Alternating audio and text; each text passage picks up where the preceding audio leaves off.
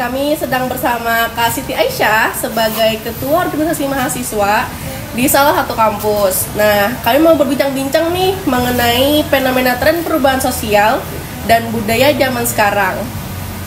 Oke, Kak Aisyah, mau bertanya nih, kenapa sih tren berpakaian dulu dan sekarang bisa sangat berbeda?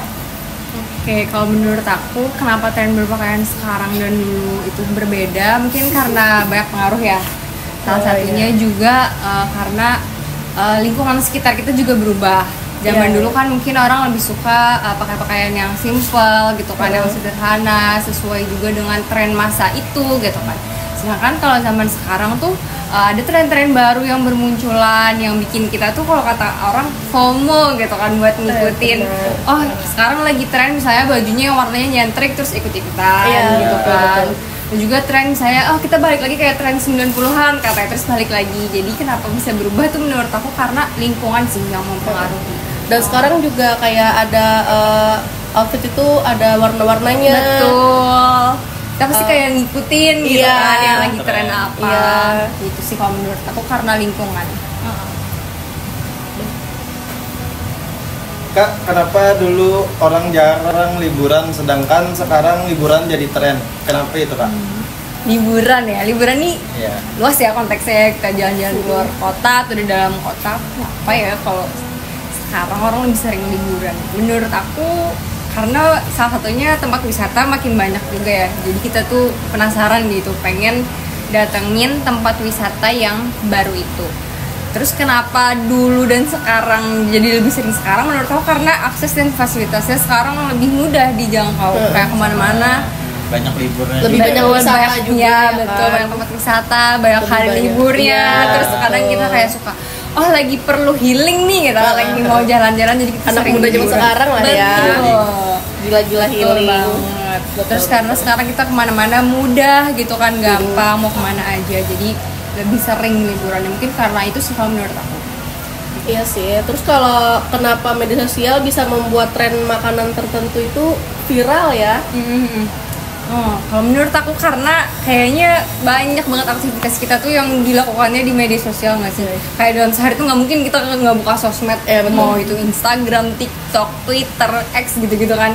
Jadi menurut aku kenapa jadi cepet banget viral di media sosial ya karena media sosial tuh udah jadi kayak rumah kita gitu kan. Kita bisa akses informasi dari mana aja, tempat makan di mana aja, cuma lewat buka HP, buka iPad, buka laptop gitu kan. Makanya gampang viral menurut aku karena itu sih. Dengan juga sekarang lebih banyak endorsement yang makanan-makanan viral, jadi kita kayak pengen juga nyobain nih. Betul banget. Itu kalau menurut Nah, jadi kan bahasa gaul ini lebih bermunculan gitu loh, terus bermunculan. Nah, jadi bagaimana media sosial itu mempengaruhi pergaulan sehari-hari teman? Gimana? Kalau menurut aku ya, namanya kita bermedia sosial tuh dari kita sendiri yang harus bisa memilah dan memilih mana yang baik dan mana yang buruk.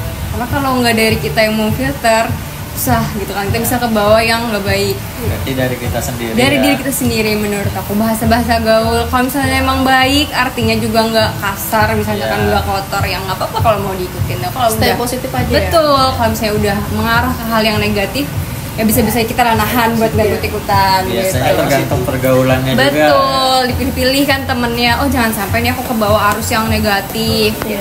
Menurut aku gitu sih. Terus apa pengaruh selebriti terhadap gaya hidup masyarakat sekarang? Menurut aku berpengaruh banget ya. Karena aku aja tuh di media sosial banyak follow selebriti dan sedikit banyak aku juga ikut-ikutan gaya hidup mereka. Saya nih selebriti A mempromosikan makanan apa, kayaknya enak, aku pengen ikutin. Terus saya seleb yang lain, aku beli baju di sini loh, bagus kualitasnya, terjangkau harganya. Terus aku kayak, oke, perlu juga dibeli di tempat ini ya. Jadi ikut gaya hidup dia ya? Iya betul, jadi ikut-ikutan, jadi FOMO itu tadi sih kalau menurut aku. Nah, dengan adanya internet, apa yang berubah dari cara orang belajar dengan hal yang baru? Kalau cara belajar menurut aku sangat berubah ya. Apalagi sekarang kita punya ChatGPT, punya AI, punya Perplexity, banyak. sebenarnya cara belajar jadi makin mudah dong kalau menurut aku ya, karena kita bisa akses informasi dari mana aja, kapan aja, dan nggak harus berat-berat bawa buku, bawa textbook yang tebel-tebel gitu kan. Kita bisa akses di internet aja. Tapi hal itu juga yang kadang bikin kita tuh bisa jadi males gitu. Nah karena kan bisa aja nanti buka Google, bisa aja nanti cek internet kayak gitu kan misalnya. Jadi kita males buat belajar yang bener-bener fokus serius, yang nyatet gitu kan, yang ngeresume misalnya sebelum kuliah kayak gitu sih kalau menurut aku. Jadi selain mempermudah, kalau kita nggak bisa manfaatin dengan baik, sebenarnya itu ada dampak negatifnya juga buat kita kayak gitu. Kalau kitanya males ya nggak ngebantu juga gitu. Itu sih kalau aku ya. Apakah media sosial membuat orang lebih individualitas atau justru lebih terhubung dengan komunikasi global? Kalau menurut aku balik ke orangnya ya kayaknya. Iya sih. Bisa jadi itu bikin kita jadi individualis, misalnya kita lagi samping-sampingan kayak gini terus sibuk sama media sosial masing-masing, jadinya kurang ngobrol, kurang komunikasi gitu kan. Tapi di sisi lain media sosial juga yang menyatukan kita sama orang yang jauh gitu kan. Bahkan pasti kita punya teman yang kita belum pernah ketemu in real life, tapi karena temenan di sosial media, di Instagram, saya tuh di TikTok, jadi kenal, jadi bersua lewat media sosial. Itu menurut aku ngebantu sebenarnya media sosial. Tinggal gimana kita mengelola agar media sosial itu juga ya. Iya betul, gimana dengan baik dan benar. betul, baik dan benar. Jadi komunikasinya tetap ada di sosial media, tapi in real life juga kita jangan membatasi gitu kan sama orang-orang di sekitar kita. Itu sih kalau aku. Ada lagi? Jadi pertanyaan selanjutnya itu apa pesan yang ingin kakak sampaikan untuk kepada generasi penerus bangsa nih tentang masa depan yang akan datang? Pesan aku buat seluruh generasi muda, manfaatkan waktu muda ini sebaik mungkin, eksplor pengalaman sebanyak mungkin, jangan takut mencoba.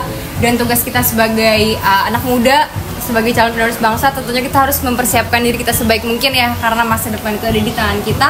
Belajar yang rajin, belajar yang sungguh-sungguh, kemudian kalau misalnya kita bekerja juga carilah pekerjaan yang baik dan halal, pilih teman yang baik yang mengajak kita kepada kebaikan gitu kan. Terus jangan lupa juga ibadahnya dijaga. Itu sih kalau dari aku. Jangan lupa sholat 5 waktu. Tambah. Udah gitu aja ya. Oke. Sampai jumpa semuanya. Makasih ya Kak. Iya, sama-sama. Dadah. Bye.